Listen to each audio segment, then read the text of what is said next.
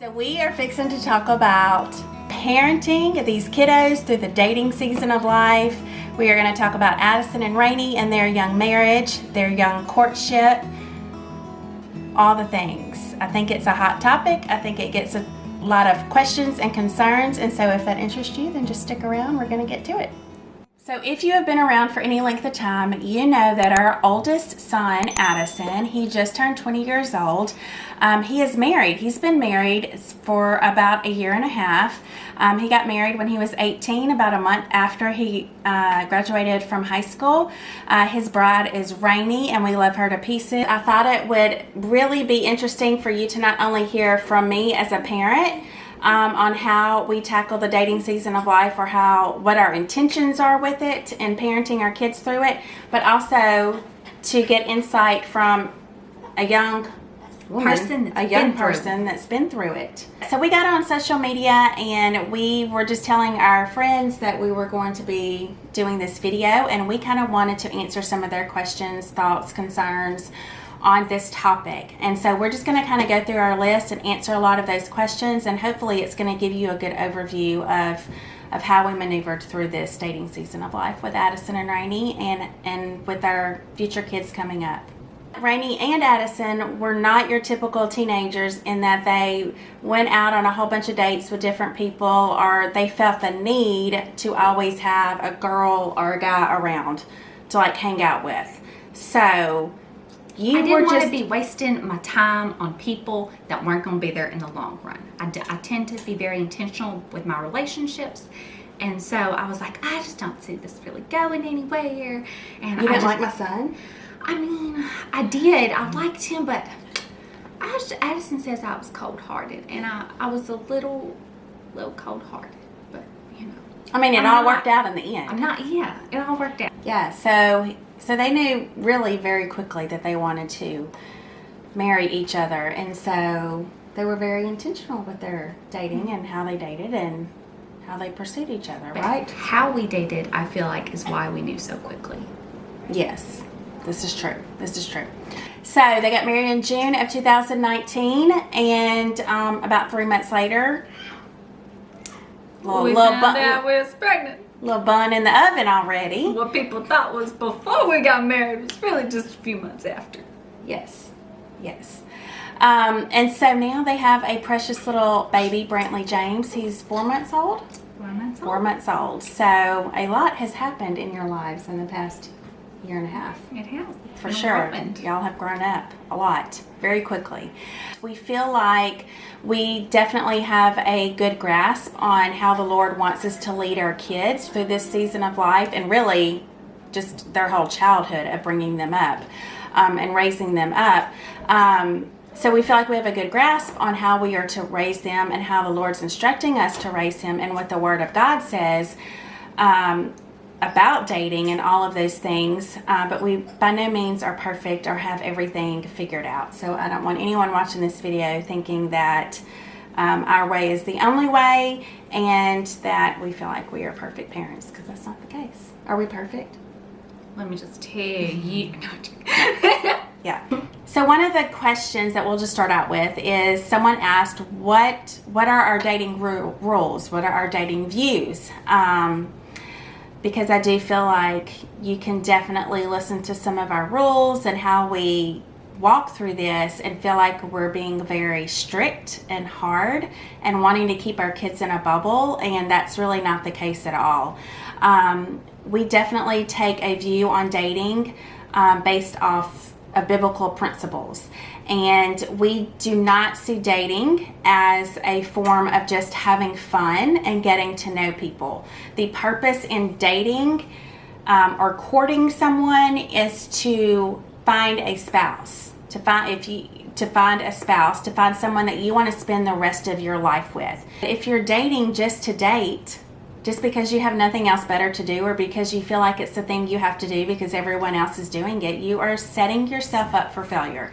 You are setting yourself up to get hurt, to be put in situations that maybe you won't be able to get out of and that you will regret one day. Sexual immorality is going to creep in, whether you're 16 or 49 years old. So I think that's very smart. You date with intention. And if your intention right now is not to find a spouse, don't date. Just have friends. Just have friends. Enjoy life. So with the biblical foundation that we have, and which kind of forms our views on dating and marriage and all of those things, we're also, in the years of our kids growing up, we're teaching them and helping them determine what are the attributes and the characteristics that we want in a spouse, that the Lord wants you to have in a spouse. Like, what is important to you, what is biblically sound as well.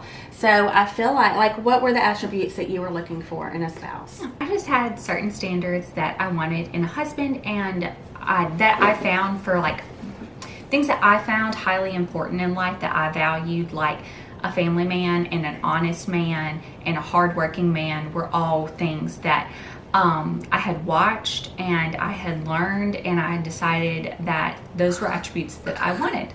I wanted a man that thought that I was going to be his whole world, and that is what Addison was. And so when we started dating, like those were some of the first things that we led with were, here are my questions, here are my standards, tell me what yours are, do you meet them, do I meet you? I just feel like that was how, yeah. And we got to know each other so early and decide so early on whether we thought we were going to marry each other. Yeah. And we asked lots of really hard questions about you can tell a lot about a person by how they want to raise their kids, because tend to what you value in life, you tend to want to instill in your children. And so we talked about before we were ever really into dating. We were maybe dating maybe a month, maybe. And we were already talking about different core beliefs in the Bible, different core beliefs about life, and I feel like that's really important, is to kind of get a grasp of those things. Yeah. Before you start dating. Next question: how did Rainey feel about it? I guess about our views on dating and stuff. Yes. How did Rainey's parents react to y'all getting married at an early age? I'll let you answer that. So I reacted. I really enjoyed it. I appreciated the fact of that another younger person. I honestly thought I was going to have to marry somebody. I was going to have to wait till I was 18, marry somebody 23, 25 if I was ever going to get married and find somebody, because You were very mature. You knew what you wanted. I did. I knew what I wanted. I feel like that's important too. Teach your girls to know, and your boys, to know what they want in a spouse. And I feel like that saves a lot of heartache, and it helps them it just helps them in the dating world. I feel like it creates self-confidence in the fact that when you are going into pursuing a relationship with someone, whether it's day 1 or day 99 or whatever it is, you are very confident in who you are and what you want, and you're not easily going to be wavered. Mm-hmm. Right? I think so. Yeah. I feel like that's where daddies come in a lot too. Yeah. For little girls, my daddy always taught me that I should be valued and I should be somebody's whole entire world, and that's how he always treated my mom. And so going into the dating world, I knew that that's what I was going to accept, because in dating you get the kind of relationship that you accept because you either stay in it or you leave. And so the kind of relationship you get to accept, I feel like it's you need to have a standard for what you're going to accept and for what you want. So one of the ways, I was talking about how I feel like daddies are really important for little girls. Obviously, I speak from little girls because I'm a little girl, not a little boy. But so one of the moments where I knew what I was going to accept was how I watched my dad. So my mom got really sick, and she's in a coma, almost died, all that jazz. Anyway, when she woke up, she looked at him and she was like, "You saved me." And he looked at her, and he was all teary-eyed, because you don't see my daddy like that very often. But anyway, and he was like, "Well, of course I did. My life was laying there on the floor." And in that moment, I knew that I didn't want to accept anything other than a man thinking that I was his whole life and his whole world second to God. Mm-hmm. And so I feel like that's important. It's one of those things where you lead by example. And from watching my daddy be like that with my mom, I knew what kind of man I wanted. Oh, that's good. I have the goosebumps. Stan's never said that to me. I'm just joking. Okay, so now answer the second part to that question. How did your parents react to kind of how we viewed things? My mom thought it was a little odd. Like, they still had the same philosophies, but my parents took a more middle ground, I guess so, and was more of did the same instilling of values, but when it came to the dating age, they more so dialed things up or dialed things down. They didn't like a guy, you just didn't really get to hang out with them. If they really liked a guy and they saw that you were pretty interested, they, yeah, you could hang out with him some. And so that there were more stricter rules. Mom didn't think it was bad, but she did remember thinking it was odd that Miss Ashley called her to discuss it, though she did like it because she just... Well, I think we're in this day and age, parents don't do that anymore. Yeah. Parents don't call to say, hey, my kid's coming to spend the night at your house. I kind of need to know who you are and what goes on in your house. Not that Addison was coming to spend the night, but I'm just, even with your kids who are going to hang out with friends and stuff. Mm-hmm. I mean, I remember when Addison was 15 and 16, and he would invite people over. Like, I would reach out to these friends of his, to their parents, to be like, hey, I'm just letting you know your kids are coming over. They're just going to be swimming. I'm going to be here. It's going to be supervised. Like, I'm not in their grill. I'm not, like, in their business, but I'm just inside. Like, they're going to be okay, but I feel like those things don't happen anymore, and they really should. Okay, next question is, and I feel like it's a good one, how early do you feel we should be discussing dating with our children?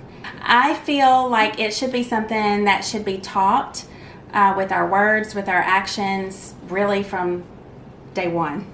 Me and Rainey were just joking when they come out the womb. But your children are always watching. They're always aware of how you're talking, how you're leading. If you're not intentionally teaching them, you're teaching them somehow. That's right. Yes. Yeah, that's good. That's good. So, like I said, Stan, I've said this before, Stan is very good. I feel like he's better at it than me, so to speak, because he's better with his words most of the time. He's a talker. But from a very early age, when our kids are very, very little, I'm talking toddlers, we talk about, he's very good at saying, hey, Grayson, when you grow up and get married one day, find a woman who works hard like your mom and who loves God, or who takes care of our house so well. And, when you get married one day, when you make that commitment before God and your spouse, it's for forever. Divorce is not an option. So, like, talking about all those things from a very early age, which it sounds like your parents did that as well. Oh, yeah.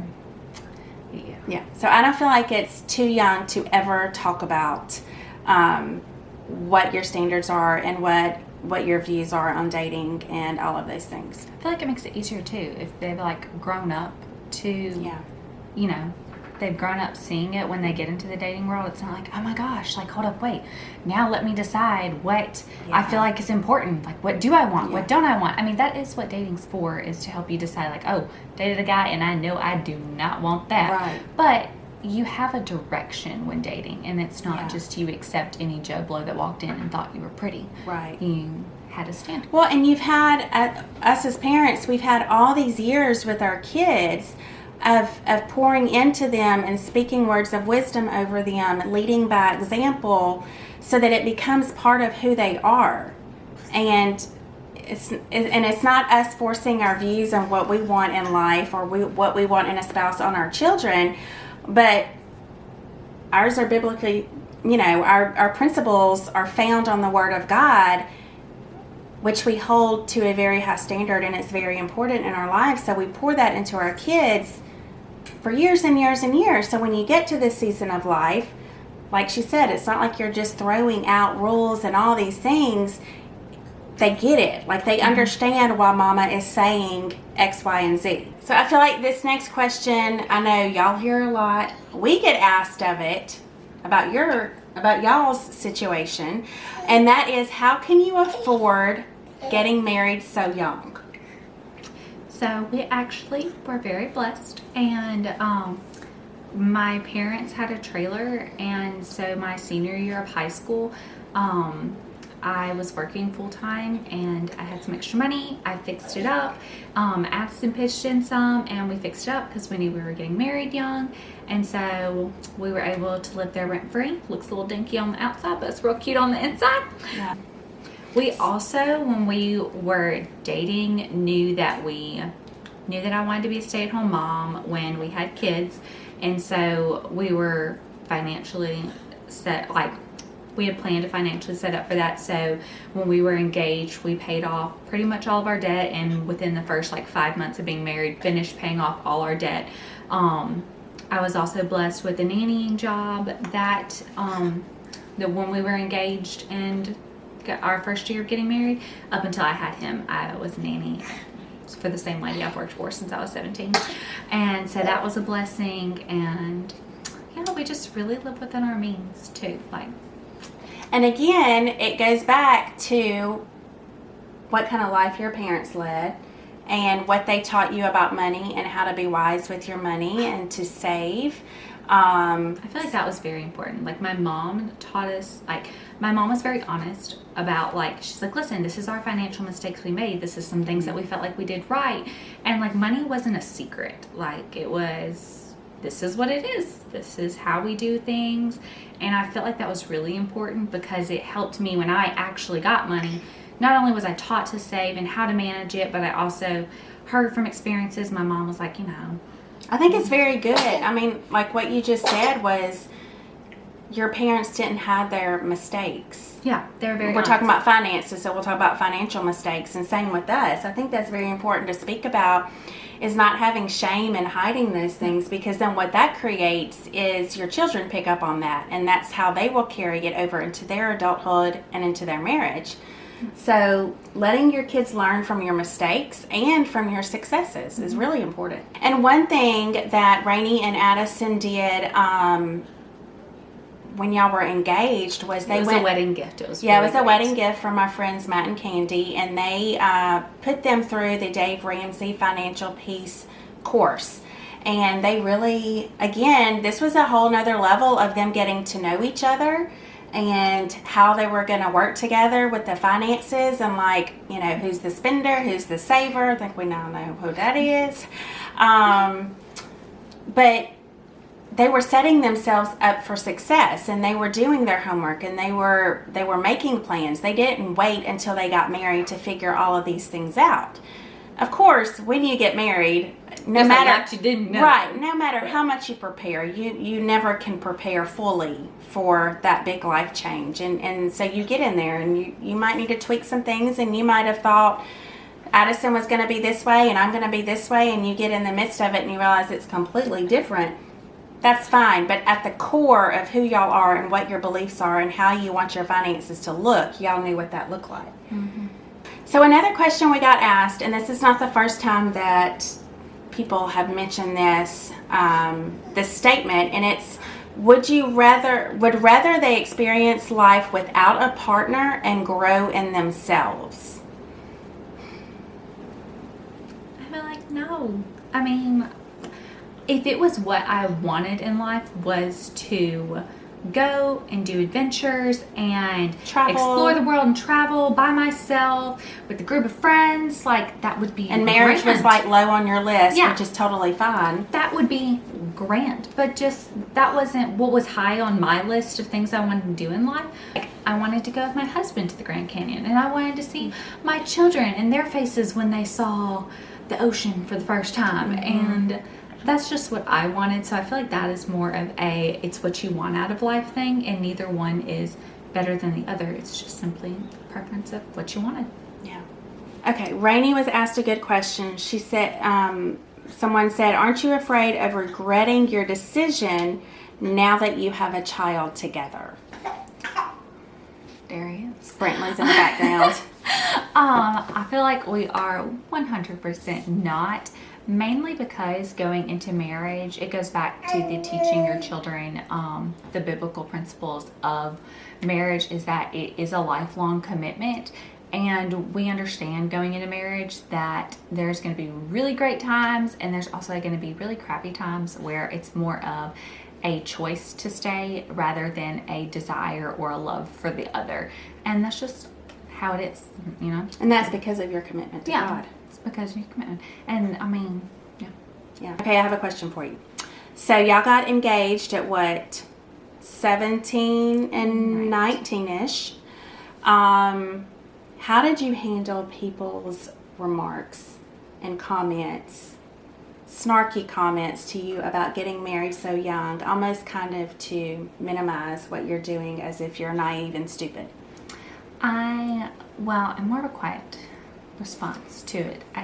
But it's just really, it was rather frustrating because people just look at me and they assume, oh my goodness, you're 19 years old and you're getting married. Poor darling. Like, she just doesn't know what she's in for and she just hasn't even thought it through. And that's without even knowing me. And honestly, every person that knew us, she must be pregnant. That too. They thought I was pregnant. Oh, we heard that a lot from Christians. Yeah. From people who claim, like, oh, that would burn me up. They just assumed they were having sex and she was pregnant, and that's why they had to get married so quickly. And just because we're young doesn't mean that we have bad thought processes. Thought processes? Yeah. Yeah. I mean, the divorce rate is still 50%, and people are getting married later and later in life. So obviously age is not the problem here. It's the mindset that we're raised with. That's good. That's real good. Smart. So I know a question that we had received a lot, and I guess concerns or eyebrow raised, whatever you want to call it, was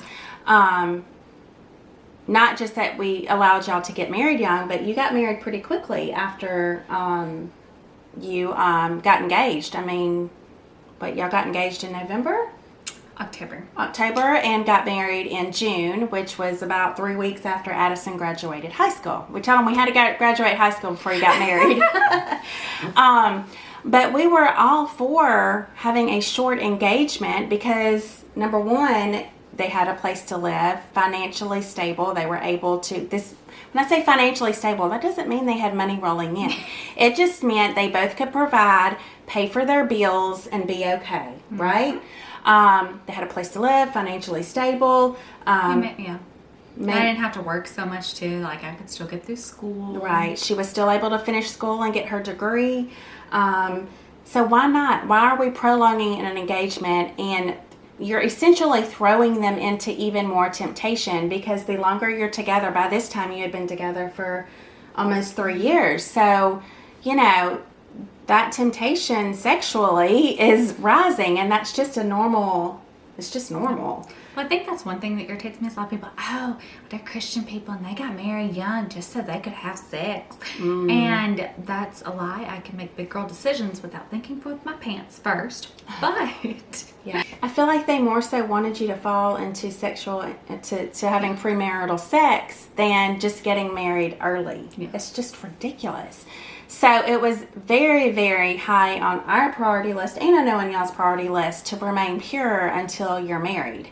And they successfully did that. Were there temptations there? Yes. I mean, of course. I feel like if there's because I mean, look at this. She's just so precious. No. But I feel like, yeah, if it wasn't tempting, like, something's wrong. Yeah, something's wrong.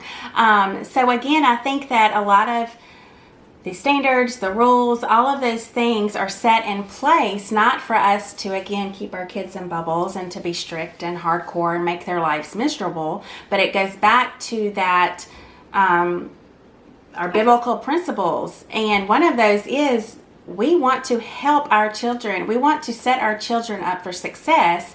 And in our views, that is to remain pure until your marriage. We're proud of Addison and Rainey and all that they stand for. And yeah, I'm thankful for Mama Ashley. I'm thankful for this one. She's so precious. Oh, I'm going to cry.